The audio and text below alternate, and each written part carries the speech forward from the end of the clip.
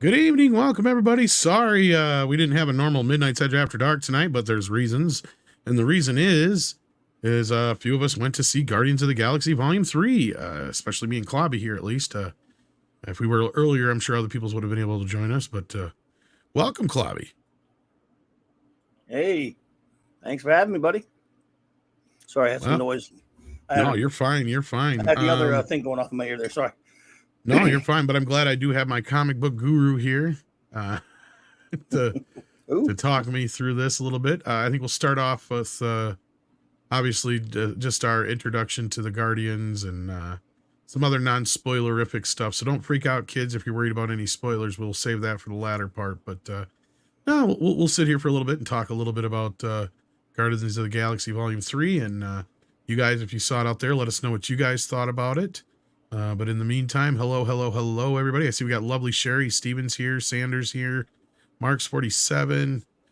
So many of the regulars. Hamdinger is here. Welcome, guys. How you doing? Send out the link. Let everybody know we're live. We're not going to be live for too long, but we'll be live for a little bit. So yeah. So Clobby, you I got to imagine have a much broader history with the Guardians of the Galaxy than I do, because I'll just say up front, I didn't know anything about them before I saw the first movie. The only one of the members of the group I knew of was like Rocket Raccoon, and that's it. So like, if that tells you anything. So tell us about, your history with the Guardians and what you thought about the first two films. I've always been, I talked a lot about this. I was talking about a lot of this last night. I have never been like the biggest fan of them, but when I first saw them, this was in the 70s, a few years after they had originally debuted in Marvel Superheroes, like number 18, whatever it was, in 68. So, and they were, I saw them in a Marvel 2-in-1 where they were teaming up with the Thing, but that doesn't figure at all, does it?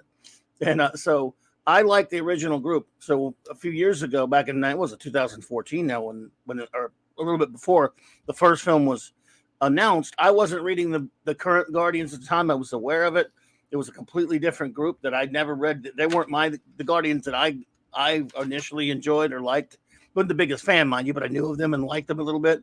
In fact, none of the original group, except for Yondu, and they changed them a lot, was really even in that movie. So I saw that it was based on that Abnett and Lanning series that was fairly popular from a few years previous to that. It was, so it wasn't that old a property in terms of this iteration of the group. But I knew a lot of friends and fans who liked it a lot. I was surprised that they were doing that film. So I went in with no raccoon or dog in that hunt, and yet enjoyed it thoroughly. It was, for once, I was going out in without having to be a purist, which was always a little nice because usually I have to, as you know. So that was kind of cool. I really liked the first film, and I really liked the second one a lot as well, and the way they were in subsequent Marvel movies that they appeared in. So that's my basic history of them is they were never something that was like really close to my heart, like the Fantastic Four or the Legion of Superheroes or Justice League or Avengers, anything like that. They were kind of sort of Marvel's kind of answer to the Legion of Superheroes in a sense, because they take their heroes in the future. And the film, though, that's why these films kind of stand on their own with me. They're not really based on any material, except for Star-Lord. I did like him from other stuff. This Star-Lord's nothing like the Star-Lord I liked as a kid. He's just a horny man-child, as a friend of mine calls him. He's not the no-nonsense, tough space cop that he is in the original Adventures I was a fan of. So that's me as far as my history with the comic goes. All right. What'd you think of the second film then? I really like both films. I think I liked the first one a little bit better, but I really enjoyed the second one. It has a lot of great stuff. The music from both of them. I constantly listen to the soundtrack, the music from both of those films all of the time. The second one I liked a lot. They did a little bit too much to Ego. I love Kurt Russell, but I don't really like the way they changed his origin and screwed around with it. Whereas opposed to the first one, they did screw around with some things, like I said, in the first film, but what they did to Ego really aggravated me. That said, taking it as a film, it was pretty enjoyable. I liked it. All right. Well, like I said, I was very green going into the first film, and I enjoyed it quite a bit. If anything, it's still stands as one of my favorite, if not my favorite, Marvel films. With the first two are like Godfather and Godfather 2 with me. It almost just depends on what day of the week you ask me. One might be my more favorite than the other. I maybe I give the second film just the edge because of Kurt Russell, and I love Yondu's, like, that one got to me emotionally. And I'm a That was guy great. who's a little bit more for character stories. I don't need as much action. Like the first Yeah. film was almost like balls to the wall action compared to the second one, which was, there's some action, starts off with some action, there's some action here and there, but a lot more of it's, character study. And not to jump ahead, like you pointed out just before we started going live, like the third film is kind of a blend of that in a way, to where like the first one's just more of action, getting to know these characters. Second one was much more deeper character study. This is kind of a balance of both. So before I get ahead of myself, like, so yeah, like second film I enjoyed quite a bit, was looking forward to this quite a bit. Actually, I ended up re-watching the first two films and Infinity War and Endgame in preparation for this. The only thing I didn't get to watch was the Christmas special again, and I wish I had, but that's fresh enough, I think, in my mind. But yeah. Same here. Clobby doesn't like anything, and don't like change, according to someone in the chat. Well, didn't I just say I really like those movies? Yeah, I think he's just. I guess the translation was I hate everything. I been getting that all the time. Can't win that battle. But anyway. No. But yeah, so let's get into the third film then. Like I think I think everybody kind of went in with somewhat tempered expectations, considering the last half dozen Marvel movies have pretty much sucked outside of Spider-Man. So I mean, I had to kind of think about it as I was walking out of the movie. It's like, did I like it really that much, or did I like it that much just because we've gotten so much crap over the past? It's a fair question, dude. But like at the end of the day, I think overall I did enjoy it. I sound like you might have even enjoyed it a little bit more than I did.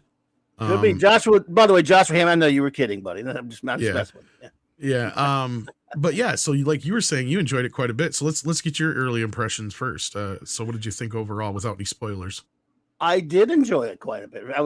I'm not terribly surprised, because whatever else you say about James Gunn, he has a handle on these particular characters. He cares about them. I don't think he was going to go in there and just ruin them or anything like that. I think it starts out. This may be a little bit darker than the other ones. There was some dark stuff in both of the first ones as well, but a little bit darker, but not in a bad way. This film has it hits on most of its humor. It's got all the greatest strengths of this film are the characterization, the performances, and the heart. The movie has a really great big heart that I loved.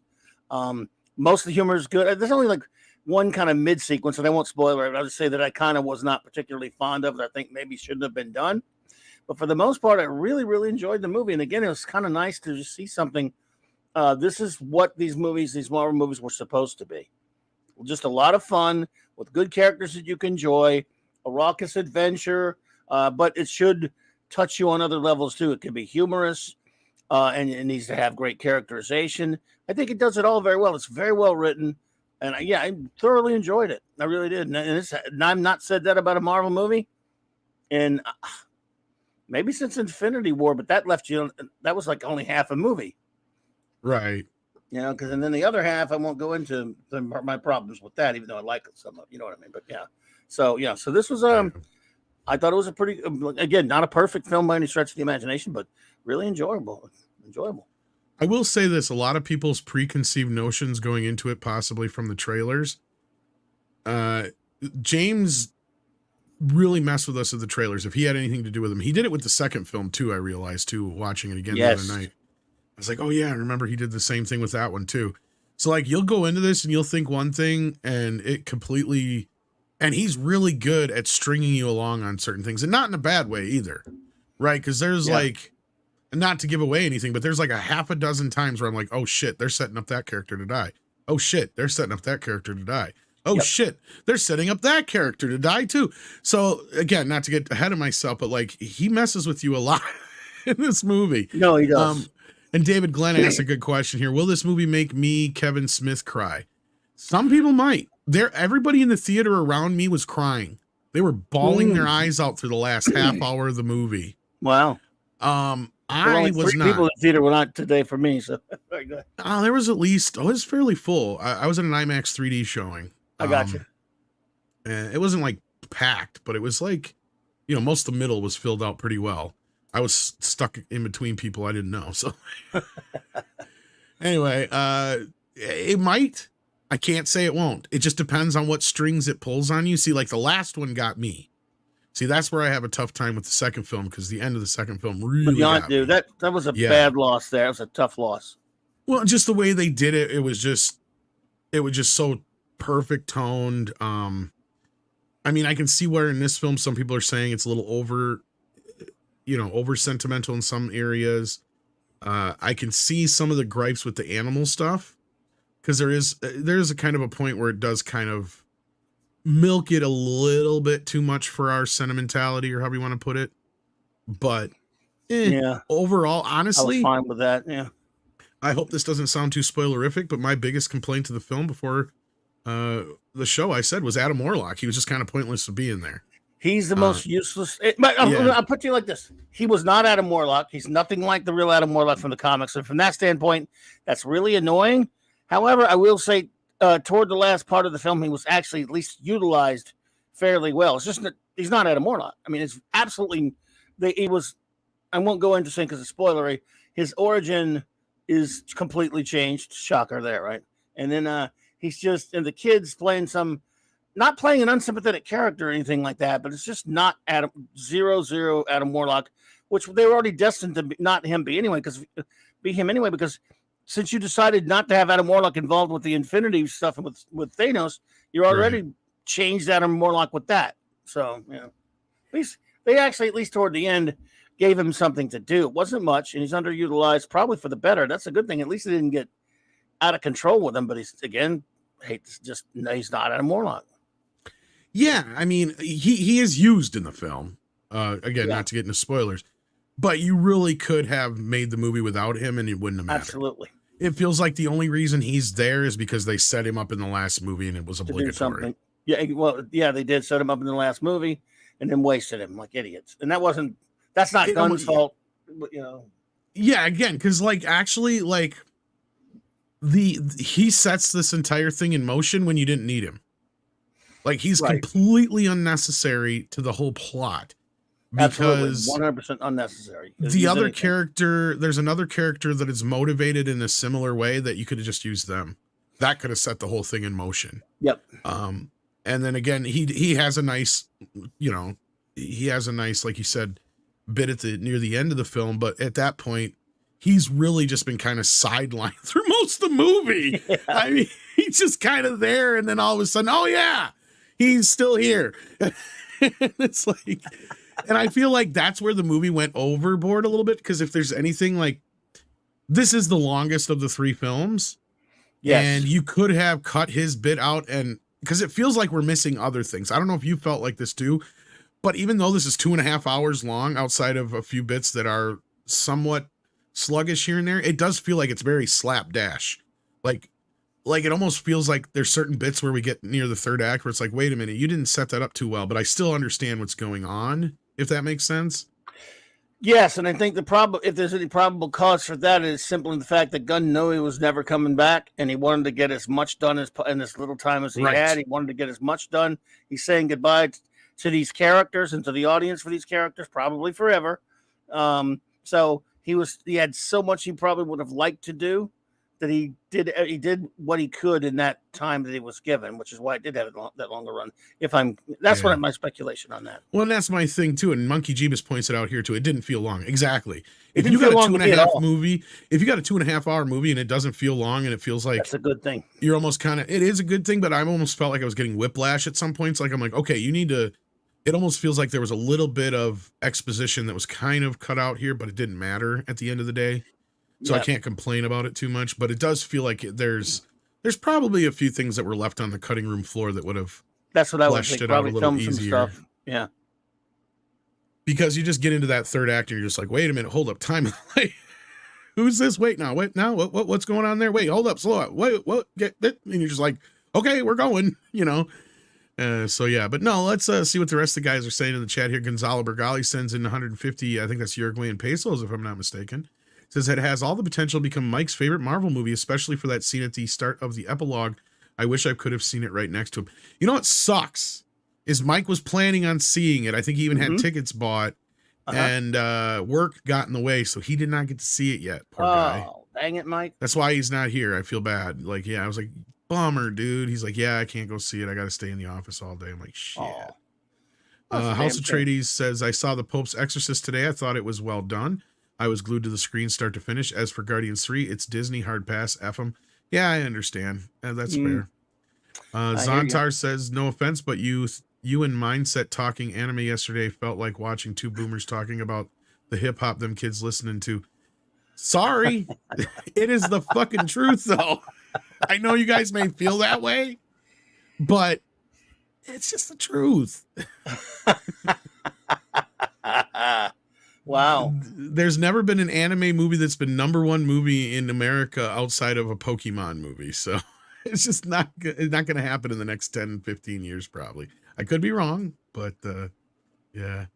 Mecha J says, how was Gamora in this movie since she's different from the original character? Actually, it is a very big part of the film, but they went a completely different direction than I had originally heard they were going. And that's probably because this whole thing was changed from what they were going to do, because this was supposed to set up Phase 4 originally. So this was a movie that was supposed to happen years ago. So clearly it almost feels detached from the rest of the MCU outside of, it does acknowledge everything that's happened before, and that's clearly a big part of the movie, right? Yes, I think she was excellent. I mean, I think they did a great job handling her character because, again, you know, we have now since how many years this has been since the last time we've seen her in game, where she basically kicked them in the, you know, and that was it. And then this is years later. They were in Thor, and but she wasn't though. She wasn't. I can't remember if she was or not. I don't know. She wasn't. I watched like you. I watched first two Guardians, and I watched Infinity War, then I watched Endgame, and then I watched that little Love and Blood is a horrible movie, so I only watched their bits, the little Guardian bits at the beginning, which is very, very little.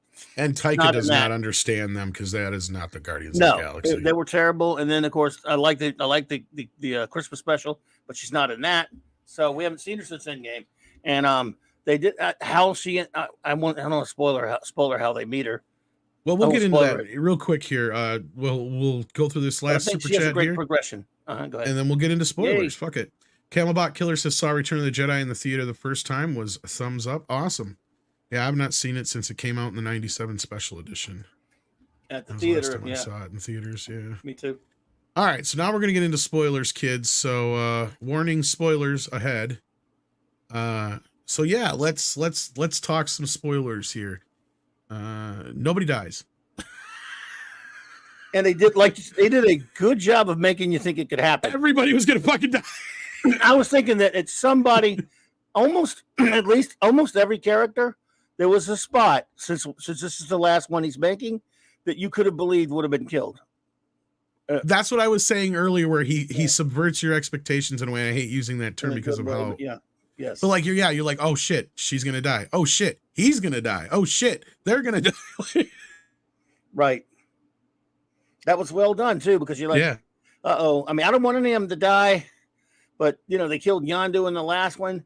And I guess I wasn't sure that no one was going to die, are we? You never know. They kill people. Look what they do. They do it all the time. They did in game for that matter. So it was very believable that they were going to kill somebody. And I just, you know, don't do it. Even if it's a movie, I still would like the movie. I've been like, I don't need that much of a bummer. And the first bits of this movie are front loaded with some pretty dour and, some darker stuff, which is redeemed later. So I was like, you know what? They're definitely doing a wonderful job of making you doubt that, and making you think that we're probably going to lose somebody. Then you don't, and you're thankful to the movie for it. I think that's actually clever on their part. I like it.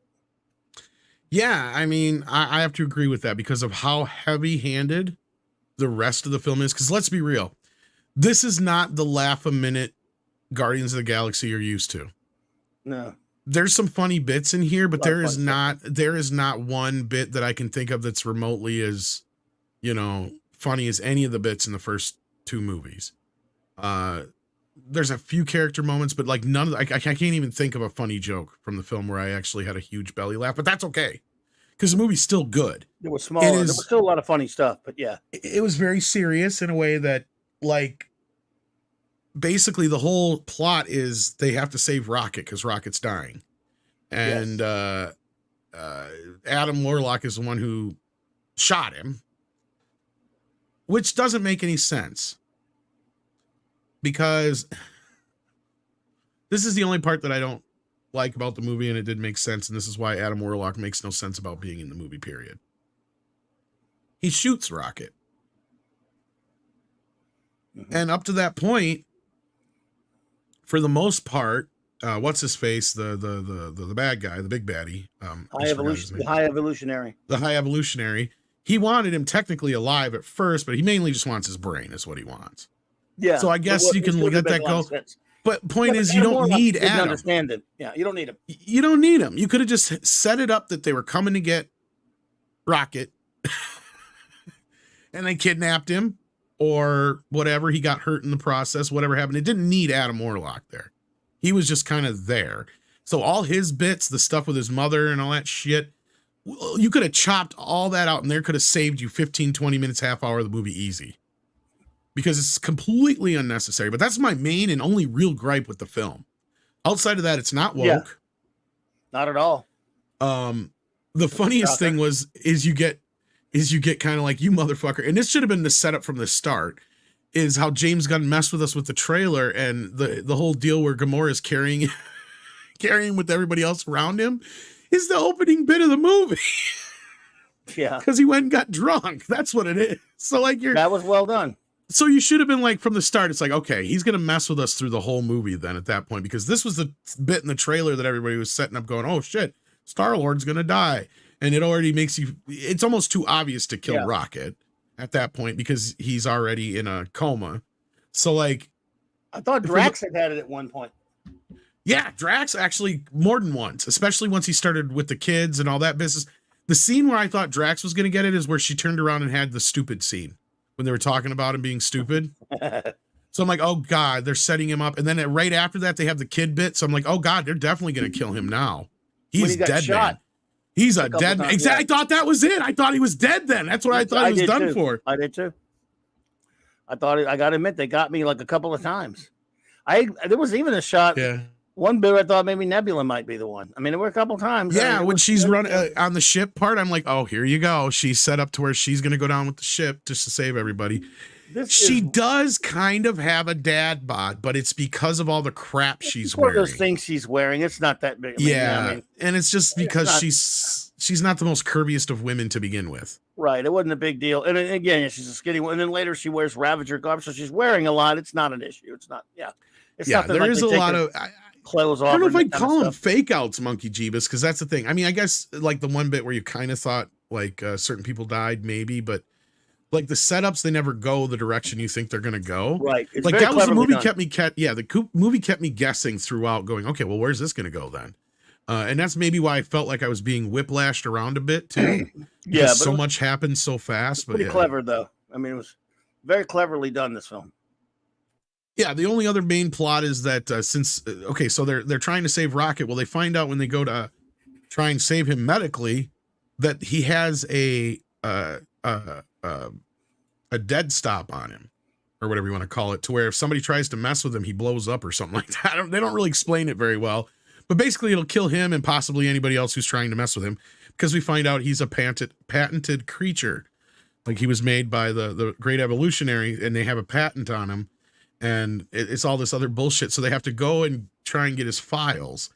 Well, then they realize it's obviously a trap to get Rocket in the first place. And throughout that, you get his whole background story. And that's where the heartache comes in, where you hear, or you're not here, but you go through the flashbacks with Rocket. And that's where I can tell people right up front, if you're an animal person that's very sensitive to animal stuff on screen, especially animals getting hurt or anything like that, not going to be the movie for you. Well, that's one of the great things about it also, is for once we have a Marvel movie where the villain isn't Mr. Misunderstood. He's just an evil.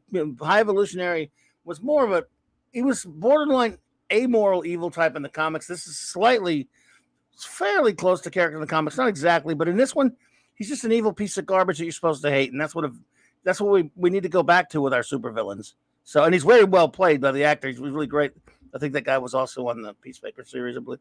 Actor does a great job as the High Evolutionary. And again, he's a horrible person doing horrible things to animals. So, yeah, I know it's unpleasant to see, but yeah, it was nice to get a horrible. bad guy actually being a bad guy. Bad guy being a bad guy. Very unlike. This is an MCU movie. This is not an MCU movie at all. Yeah, and in that way, it kind of does stand alone, even though, like I said, and the beauty of it, there's a bunch of Stan Lee scenes in it, and what I mean by those are, because I know how you feel about it, but you know, he always has this thing where he goes, every comic is somebody's first comic, so he wants to make sure that they always get everybody up to speed and everybody's, you know, who everybody is within the story without slowing things down, and they do a very good job. If you have not seen. Even if you haven't seen Infinity War, Endgame, the Christmas special, Thor: Love and Thunder, you don't have to. They get you completely up to speed with everything you need to know within a few lines of dialogue here and there throughout the film. Right. And one scene is this you probably have already seen with the elevator scene, where they literally Star-Lord just takes you through everything that happened.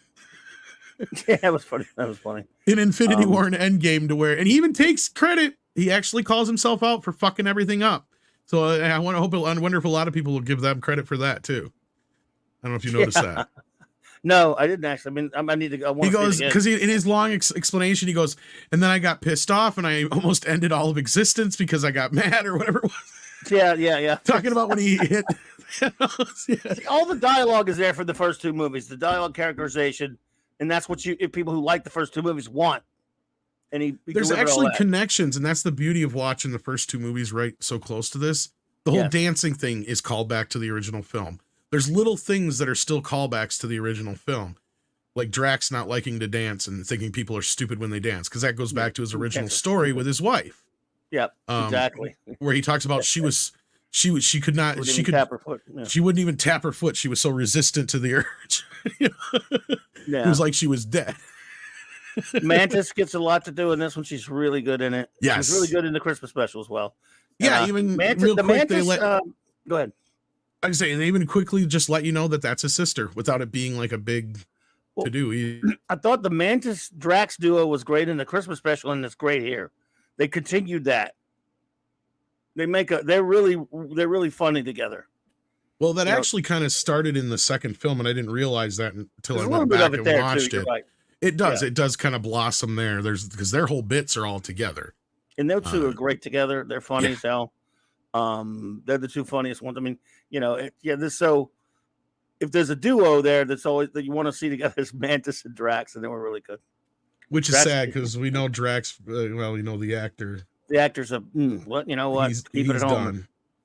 He's done playing that character, but which is weird because the only character we got a guarantee that will come back for sure is Star-Lord at the end. Did you stick around to the end credits? Oh, so good to see old Greg Henry, man. That guy, that actor's been. Oh, by the way, there's a wonderful cameo. Well, a cameo, not so much a cameo, but if you're a big Nathan Fillion fan like me, that was fun seeing Nathan. That was the biggest reaction out of the audience in my theater. Believe it or not. Oh God, yeah, and he got to do something this time. As soon as he popped up on screen, everybody went, "Oh!" Yeah, that was so cool. It was just. Outside of the crying, that was the biggest reaction of the film. Because, like I said, it wasn't a balls to the wall laughing. I mean, we all had some moments where everybody was laughing and chuckling and stuff like that, but none like really stand out above any of the rest. But yeah, no, like the Fillion moment, and then everything from pretty much, what was her name, Lila? Like Lila's death on, like everybody was bawling their fucking brains out for the rest of the movie. That's what good writing does, because she's again, and think about that for a second. You're looking at a silly looking talking little animal with mechanical limbs, and it elicited true, honest human emotion from your heart. That's good writing. Yeah. No, I think really because the only ones I think besides Star-Lord who may appear again would just be probably Rocket and probably Rocket and those guys. I mean, they have like their new Guardians of the Galaxy. They got two new Guardians of the Galaxy basically. And they had promised us years ago. That was the whole reason they cast Sylvester Stallone and all those guys in the second film, was they were planning on spinning them off. Because aren't a bunch of those guys the original Guardians of the Galaxy members anyway? From my understanding, they are knockoffs. You know, like Stallone is a knockoff of Starhawk. They had a couple of the other ones, Martin X, and I didn't see. I don't think I saw Charlie 27 in this one, but he was in the end of Ving Rhames played him at the end of the Guardians 2. Yeah. But yeah, I saw some of them in there, and of course we got spoiler, but it's fun. We got to see Howard the Duck, and he got a little bit. He got to actually. He actually got some dialogue this time I out. was going to be so upset if we didn't get to see Howard at least once. That was kind of fun. It's a bad dog. Okay, that actually, now that you mentioned that reminds me. The best bit in the whole movie is the bad dog bit. Yes. I love Cosmo. Why would you say that to her? That was better. And Haglin's a great character, underrated character, and they again used him well in the Guardians too, and they use him well here. Yeah, that was probably the funniest bit throughout the film. But yeah, Sean Gunn's cool, and that was fun. The whole stuff with him. They even made that kind of a cool thing where you had a great duo between Cosmo and Haglin, whatever. That's what I mean. The whole bad dog bit was probably the funniest bit throughout the film. It was. That was great. Like Howard going, "Why would you say that to her?" They're all just so fucking offended for her. Yes, indeed. It's just nice to be able to enjoy something for a change. It's been quite a while, Yeah. But yeah, so I can recommend it. If anything, it is a nice last hoorah to the Marvel Universe. I know some people have some, issues with giving Disney money. I totally understand that. Sure. But I don't think too many people are going to be disappointed with this film. I mean, even coming from you, that says a lot, because I know, like, the Adam Warlock thing, I expected that to kind of piss a lot of people off. But yeah, frankly, he's just kind of there, so it's not like he's... Well, I think because the ball's already been dropped with him by not using him with the whole Thanos story. So kind of, yeah. At this point, he's just some dude called Adam Warlock, and he's not particularly well cast. Doesn't look all that good, just goofy, but he doesn't destroy the movie. So no, not really. But then again, like I said, that would be the only thing I would totally cut all that out. Like if it was like, if I was sitting there and reading the script after I read the script, if James Gunn were to allow me to, I'd be like, this is amazing. You just need to take Adam Warlock out. And if he's like, well, the studio's insisting because they insisted on me sticking him in the last one, I'm like, well, I didn't tell them to stick it up their ass at this point because it's pointless. It really adds nothing to the film at the end of the day. And it just, the only other thing I didn't care for, like you said, was the soundtrack was a real big letdown from the first two comparison. Yeah, it's okay, but nothing stands out for me at all. Yeah, I was a little disappointed. I didn't hate anything or nothing particularly, but well, of course, at the end though, it was kind of cool. They had kind of a cool callback to the first there was some decent stuff in here, but like even something like, okay, great, you got Beastie Boys, but you got No Sleep Till Brooklyn and not Intergalactic, which Intergalactic would fit better with, these guys, I guess. I don't know. There's just little things like that. It almost feels like he kind of was just off when it came to the song, because there's a couple of songs on here I've never heard of, not once. Yeah, I'm not much. I guess I'm not a music expert, so I don't know. But yeah, there was not much I could. And I was just hoping for some more deeper dives into the '90s music. That's what I was hoping for, I guess. Yeah, like even that song that they're listening to at the end with that Rocket plays. I don't know that fucking song. I didn't even know the Alice Cooper song. Me either. I couldn't believe that. And my dad is like he had every Alice Cooper album. I didn't even know that song. I'm like, it took me a minute to realize it was Alice Cooper. Yeah, it's crazy, man.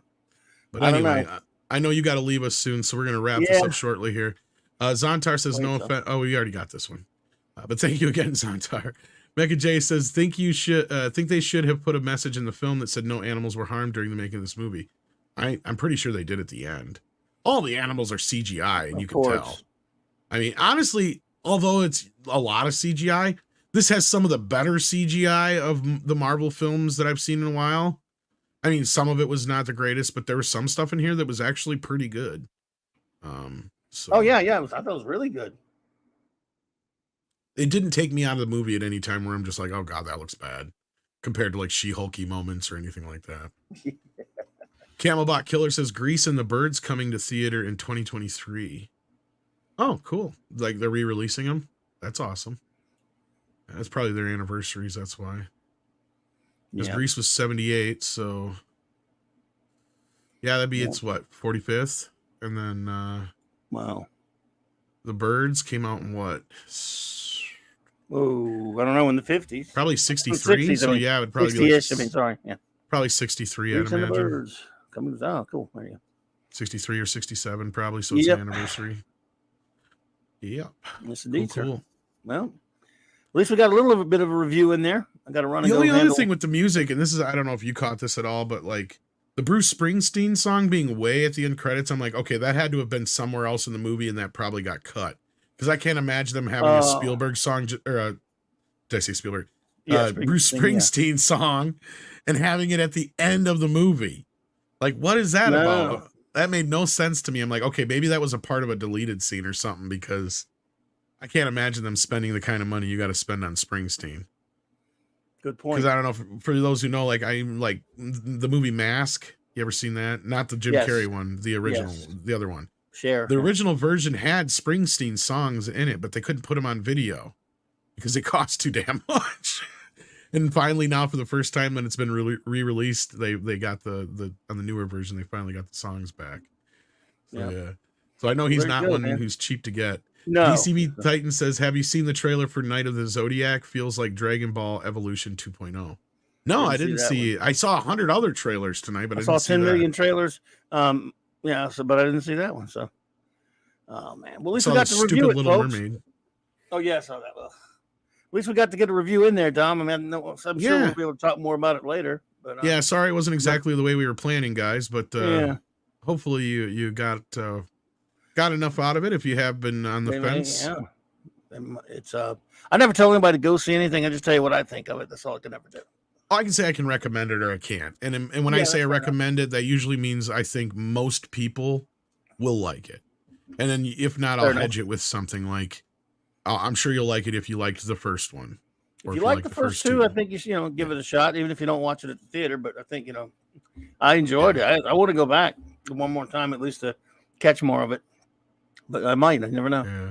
Ike Thulu says, you must see the Star Wars Wes Anderson AI trailer. I have. Have you seen this? No. It's kind of funny. You know who Wes Anderson is, right? I do indeed. Yeah. Some AI somebody put together one on AI, and it's actually kind of funny. Goodness. Oh man. It totally looks like what Wes Anderson would do in Star Wars. Yeah.